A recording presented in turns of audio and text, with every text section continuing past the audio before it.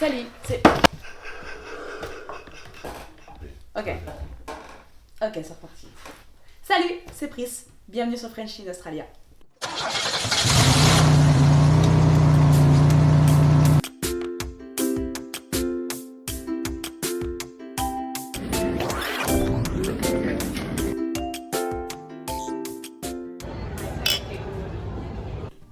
Aujourd'hui, je ne suis pas toute seule, je suis là avec mon futur mari.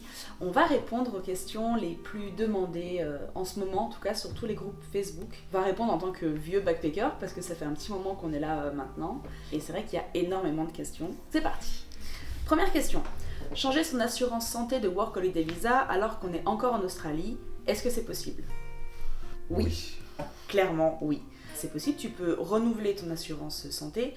Si quand tu es arrivé, tu as pris que 6 mois d'assurance et que bien sûr tu veux rester plus longtemps parce que tu t'es rendu compte que la vie ici c'est quand même sympa, tu peux tout à fait renouveler ou bien même changer complètement d'assureur. Et la seule chose qu'il y a à faire en fait c'est d'avoir une adresse postale en France. Moi j'ai mis une adresse dans la famille, donc plus simple. Oui, et puis moi je suis passé du coup de Chapka à Gobayavea. Ouais, Gobayavea. Et je suis pas mécontent parce que Chapka c'est un peu... Ouais. Il y a de très bons retours chez les deux et il y a de très mauvais retours chez les deux. Donc en fait l'idée c'est de prendre celle qui te correspond le mieux en tout cas, parce que certaines vont être plus adaptées si tu aimes faire des sports un petit peu extrêmes, si tu aimes faire du surf. Faire du surf en Australie c'est un sport extrême parce que tu risques ta vie, donc voilà, tu choisis celle qui te correspond le plus et au bout d'un moment, si elle ne te convient plus, tu peux complètement changer d'assurance et ça c'est complètement ok. Et deuxième question, la Wattcard, est-ce que c'est utile et quel est le prix ? Alors le prix, moi je l'ai fait directement en arrivant à Cairns, mais bon, ça c'était pareil, c'était il y a 3 ans. Voilà, faut prendre ça avec des pincettes, mais moi je l'avais payé $100 je crois, et ça m'avait pris 4 heures dans un bureau et au final ils te donnaient les réponses. Donc, Ouais, c'était hyper simple à voir. Moi, je l'ai passé aussi. Je crois que j'avais payé $119, un truc comme ça. Ça avait duré un peu plus longtemps, par contre. Je crois que j'étais restée à peu près 5 heures. Et oui, effectivement, les réponses étaient un petit peu données à la fin, quoi. Donc, très facile. Par contre, c'est absolument nécessaire pour travailler en construction. Et honnêtement, en une demi-journée, tu es capable, du coup, d'aller travailler en construction. Enfin, en tout cas, tu as le droit. Après, si t'en es capable, ça c'est une autre histoire. Ok, question suivante. Est-ce que si je dois aller voir le médecin ou aller à l'hôpital, je dois avancer les frais ? Oui, complètement. Tu dois avancer les frais. Certains vont te demander de payer que en cash, certains vont te demander de payer que en carte. Donc prépare-toi à ça. Et dans tous les cas, une fois que tu as avancé les frais, tu vas devoir faire remplir un document qui vient de ton assureur, remplir par le médecin. Donc tu as toujours un exemplaire en français et en anglais qui est aussi très intéressant ici. Tu vas devoir envoyer tes documents à l'assureur qui, lui, va décréter si tu es éligible à un remboursement ou pas. Parce que tout va dépendre, par exemple, du plafond. Il y a un plafond pour le dentaire, il y a un plafond pour la vision, il y a un plafond pour tout. Ce qu'il faut, c'est que la pathologie se soit déclarée en Australie. Si on décrète que tu l'avais déjà quand tu étais en France ou ailleurs, dans ton pays d'origine, ça ne sera pas forcément remboursé parce que ce n'est pas quelque chose qui s'est déclaré ici. Tu te casses le bras, ça s'est fait ici. Si tu as des lunettes, non. De toute façon, dans tous les cas, il faut vraiment toujours bien lire ton contrat parce que en France, je veux dire, c'est pareil, tu as toujours les petites lignes qui fait que tu es toujours surpris et c'est toujours au moment où tu as le moins besoin d'être surpris, où tu as le besoin de plus d'informations claires. Et en fait, il faut vraiment bien lire les petites lignes du contrat. Par exemple, moi, par rapport à mes dents, je suis allé chez le dentiste parce que j'ai eu un trou dans la dent. Enfin, je me suis cassé une dent, pour être précis. Ouais. Et comme ça n'a pas été compté en urgence dentaire, j'ai pas été remboursé. Parce que oui, il faut que ce soit une urgence dentaire. Alors, oui, quand on te dit qu'un trou dans la dent et que tu t'es explosé la dent et que tu as mâché ta dent, c'est pas considéré comme une urgence dentaire. Comment changer ces dollars en euros ? Alors, moi j'ai toujours utilisé, depuis que je suis en Australie en tout cas, l'application Wise. Alors avant c'était TransferWise, ouais. Ça s'est transformé en Wise. Et on peut trouver ça sur internet de toute façon, il faut juste le taper. se créer un compte, entrer les données bancaires du coup de ton compte australien et enfin de ton compte européen. Ouais. Donc ton IBAN, tout ça. Et du coup ta carte de débit ou de crédit australienne où tu fais justement les virements. Donc, et tu auras toujours les meilleurs taux de change avec les meilleures banques, avec le meilleur taux de change sur 72 heures. Et pour moi, c'est la meilleure application, c'est la seule que j'utilise d'ailleurs. Il y a énormément de codes promo aussi sur les groupes, parce que si tu t'inscris avec le code de quelqu'un d'autre, tu as une facilité, tu gagnes quelques dollars. Et tu gagnes 90 €. 90 €, ce qui n'est pas quelques dollars, c'est vachement bien. Question suivante. Quel est votre point de vue sur le retour en France ? Ne rentrez pas, c'est un cauchemar. Franchement, rentrer en France, alors il y a des avis, encore une fois, qui sont très très divergents, mais quand tu rentres en France pour les vacances, en France ou ailleurs encore une fois, hein, tu rentres en Belgique, tu rentres au Canada, peu importe, quand tu reviens en Australie, c'est ok, tu vois, t'as juste passé des vacances, mais quand tu rentres à durée indéterminée, ton aventure est finie. Il y a eu énormément de commentaires où les gens parlaient presque de dépression. Alors, bon, on est d'accord que ce n'est pas le terme médical, bien sûr, mais des gens qui ont mis énormément de temps à s'en remettre. Et en fait, la seule chose qui leur a permis d'avancer, une fois le retour au pays, quoi, c'était vraiment d'avoir des gros projets, reprendre des études, avoir d'autres skills, enfin vraiment d'improv un petit peu et d'aller plus loin dans ce qu'ils veulent faire. L'Australie leur a donné une impulsion. Et en fait, avoir des projets quand tu rentres chez toi, c'est hyper important parce que ici il y a une telle liberté. Tu peux être qui tu veux, tu peux devenir ce que tu veux. Et c'est vrai que le retour en France principalement, il était compliqué. Ouais, je suis très d'accord avec toi parce que du coup on l'a vécu ensemble, ce retour en France en quelque sorte. On est resté 2 mois, mais c'était plus des vacances, c'était un stress, ouais, un stress constant quoi. Ouais. On n'a pas pu vraiment en profiter. Oui, après c'est vrai qu'on était hyper heureux de revoir la famille, les amis, tout ça. Ça oui. Sauf que en fait, entre chaque pote, entre chaque famille qui vient un petit peu à droite à gauche, on a fait énormément de routes. On avait oublié que l'autoroute en France était payante, parce qu'ici l'expressway est gratuite, à part sur certaines portions à Sydney par exemple, ou même à Melbourne. Mais dans le South Australia par exemple, l'expressway, donc l'autoroute entre guillemets, elle est complètement gratuite et on a eu un budget absolument exorbitant juste pour prendre la route et voyager un petit peu à travers la France ou les pays limitrophes. Et c'est vrai qu'on a été très surpris de ça, du prix que ça nous a coûté, de l'ambiance générale. J'avais vraiment l'impression qu'après le Covid, les gens avaient vraiment vécu un truc bien plus difficile que ce que nous on a pu vivre en étant ici en fait.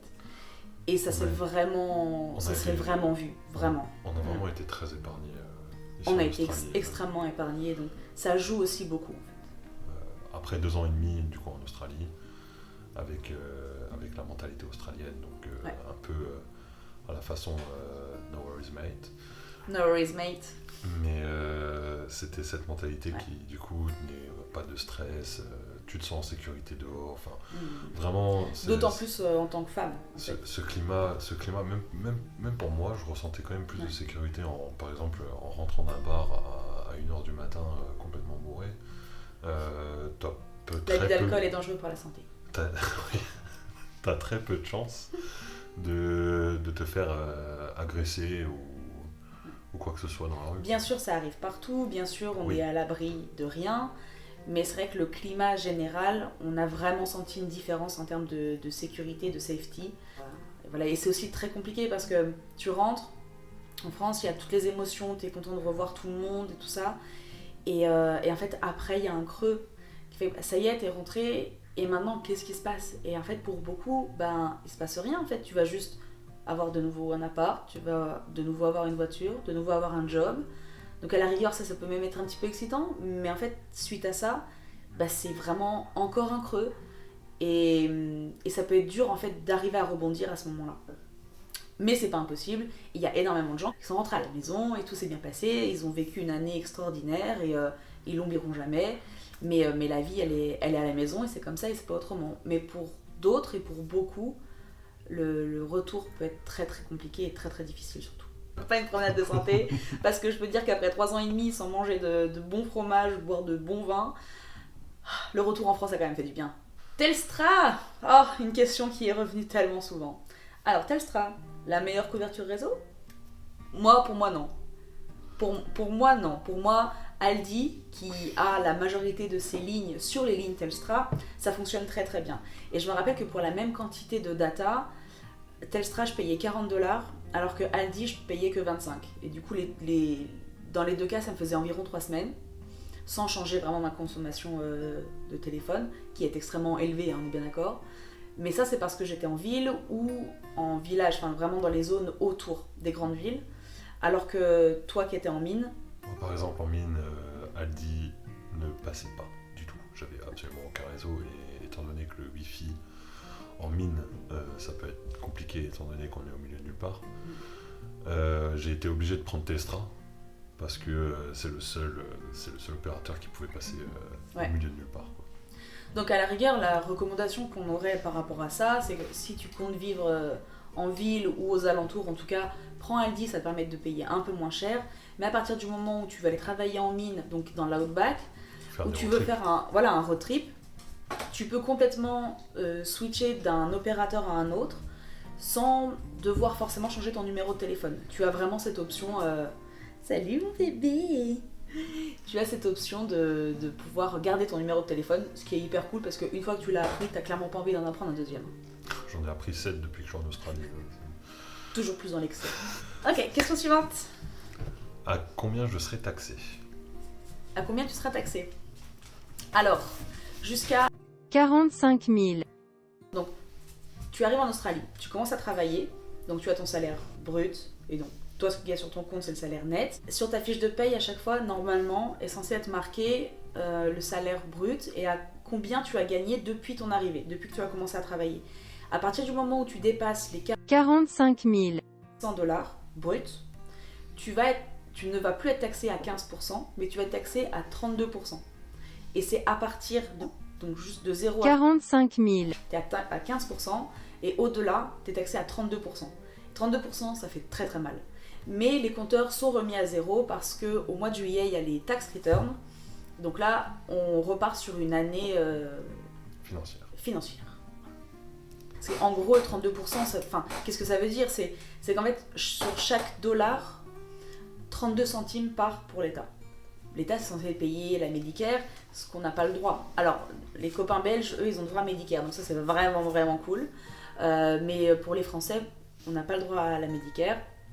Et donc, c'est pour ça que c'est dans les tax returns, c'est de l'argent qu'on est censé récupérer en partie. En partie.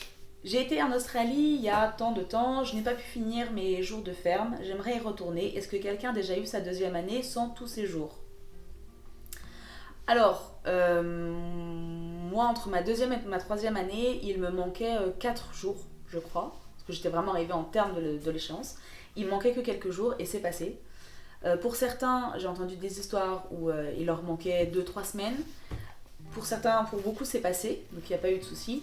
Après, tu triches un petit peu, donc c'est vraiment entre toi et ta bonne foi. Et le fait de ne pas avoir peur d'avoir un visa refusé, ce qui pourrait te mettre des bâtons dans les roues le jour où tu veux voyager dans tous les pays du Commonwealth. Parce que l'Australie en fait partie, bien sûr. Et ça pourrait vraiment t'empêcher de voyager par la suite si tu as un visa refusé. Donc faut vraiment faire attention. Voilà, sachant que moi ce que je dis à chaque fois, c'est quand tu arrives, même si t'es pas sûr de vouloir rester, fais tes fermes parce qu'on sait jamais. Vraiment on sait jamais. Tu vas changer d'avis 15 fois et vaut mieux être prévoyant et anticiper un petit peu. Moi j'ai eu un problème avec les jours de ferme, c'est que il me manquait 5 jours. Et quand j'ai fait ma demande, je suis resté en bridging visa pendant 2 ans.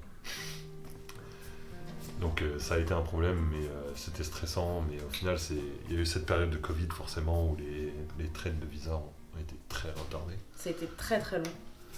Et bon, au final, tout s'est arrangé parce que j'ai fait une demande de NILVAC et donc une quatrième année de visa. Et j'ai fait cette demande, ils m'ont accepté, et ils m'ont accepté ma demande que j'ai fait 2 ans avant. C'est pas mal. C'est pas mal. Je recherche une ferme pour valider mes jours.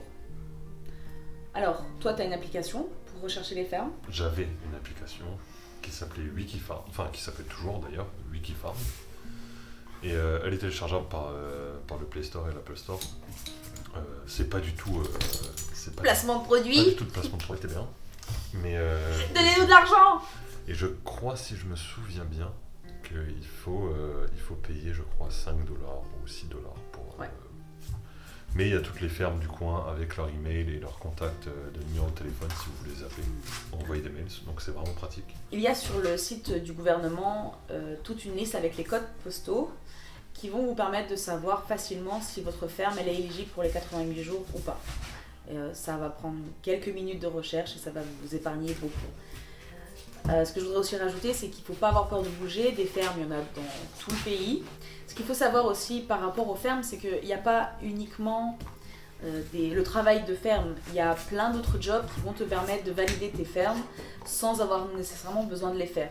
Je sais que dans le sens australien, encore une fois, c'est parce qu'on vit là, il y a le fruit fly. Et le fruit fly, c'est considéré comme des fermes, mais ça n'en est pas. Le travail est quand même beaucoup plus sympa. La paye est plus sympa aussi. Et ça permet de faire son job en étant quand même bien payé, de valider son année à moindre mal, vraiment à moindre mal.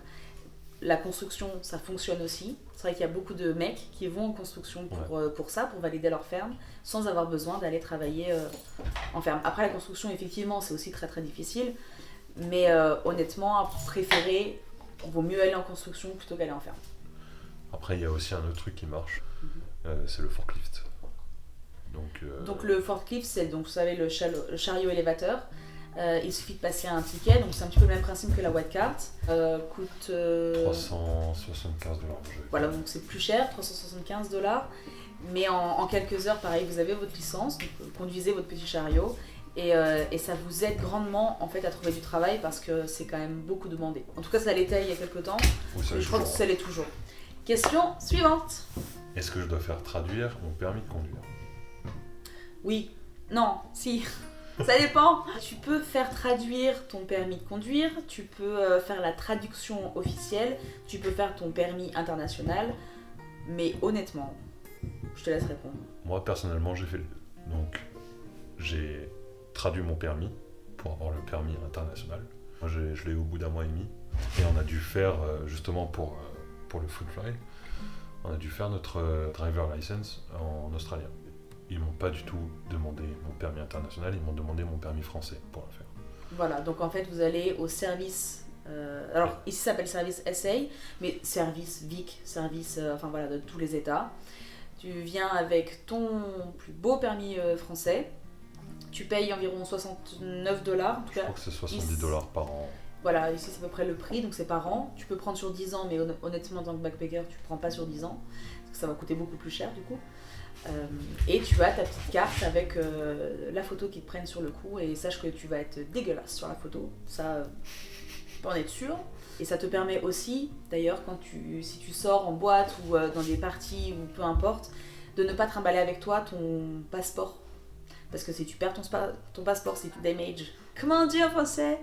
Si tu abîmes ton passeport, ça peut être très compliqué, notamment pour aller à Bali, parce qu'il faut que ton passeport soit vraiment en bon état pour voyager. Donc avoir son permis de conduire, ça peut te permettre d'avoir ta pièce d'identité sur toi sans pour autant mettre en jeu ton passeport à chaque fois. Et c'est vrai que ça c'est quand même un truc qui... Moi c'est surtout pour ça que j'ai fait mon permis australien. Et aussi pour toutes les démarches administratives australiennes, c'est très pratique d'avoir ton permis australien. Dernière question ? Dernière question. Nous souhaitons faire nos 88 jours, mais nous n'avons pas prévu de visite ou de road trip à faire, ni même de logement. La question, est-ce qu'il faut prévoir son voyage ou faire confiance au destin ? Ah bah la question elle est vite répondue. Personnellement, j'ai prévu des choses. Et rien ne s'est passé comme prévu, mais je suis arrivé là où j'en étais. Alors c'est compliqué à comprendre, mais c'est-à-dire que on fait des plans, le plan tombe à l'eau, on jette le plan, mais on arrive quand même à la même conclusion. C'est à peu près ça. Moi, je suis arrivée avec un plan extrêmement précis. Je savais ce que je voulais faire, ce que je voulais acheter, à quel moment, quand partir, où, vraiment tout était carré. Et en fait, rien ne s'est passé comme prévu. Mais en fait, au bout du compte, je me rends compte que j'ai quand même acheté ma voiture, j'ai quand même fait mes fermes, j'ai quand même bougé à un moment donné, mais vraiment rien n'a été fait comme je voulais l'imaginer. Donc, prévois ton voyage, sache ce qui est important pour toi, surtout au niveau de l'argent en fait. Parce que tu dis oui, je sais pas si je veux m'acheter une voiture ou quoi. Si, tu vas forcément avoir besoin d'une voiture à un moment donné pour voyager. En tout cas, c'est beaucoup plus simple. Donc sache qu'il va te falloir de l'argent pour ça. Donc anticipe ce genre de choses qui va te demander une grosse dépense. Mais dis-toi que de toute façon, rien ne se fera dans l'ordre, en tout cas. Ce qui est important pour toi, il est important que tu le fasses. Fais ce qui est important pour toi, mais ne sois pas trop déçu si les mois sont passés, tu n'as toujours pas eu le temps de faire ton road trip ou quoi. Tu auras le temps.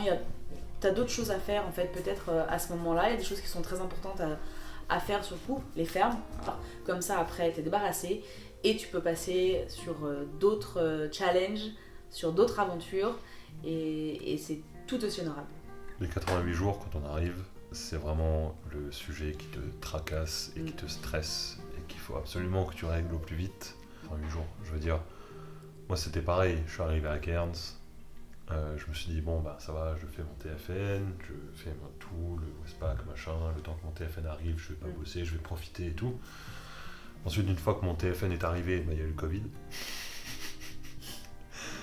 Donc bon, disons que mes plans pour trouver une ferme très rapidement sont très vite tombés à l'eau, étant donné qu'ils n'acceptaient plus les personnes venant de l'étranger, parce qu'on avait forcément le Covid. J'ai rencontré des gens qui m'ont ramené en ferme. Ouais, effectivement, tu ne peux pas tout prévoir. Il y a des choses, c'est des impondérables, il faut le faire, c'est vraiment important. Tu risques de t'en mordre les doigts, sinon pense principalement au road trip. Mais ne t'attends pas à ce que tout se passe comme prévu parce que tu vas rencontrer certaines personnes, tu vas trouver un job incroyable et du coup tu ne pourras pas passer à côté parce que tu es bien payé, que ça se passe bien et laisse-toi une porte ouverte à l'aventure. Vraiment, je pense que c'est extrêmement important. Je pense que je résumerai l'Australie comme étant 20% de plan, 50% de chance et littéralement 30% de rencontres. Ouais. On s'arrête là-dessus ? Ouais. On s'arrête là-dessus. Merci d'avoir écouté cette vidéo jusqu'au bout. C'était French in Australia, ta meilleure pote en Australie. Et je te dis à la semaine prochaine pour une autre vidéo. Et merci Jamie. De rien.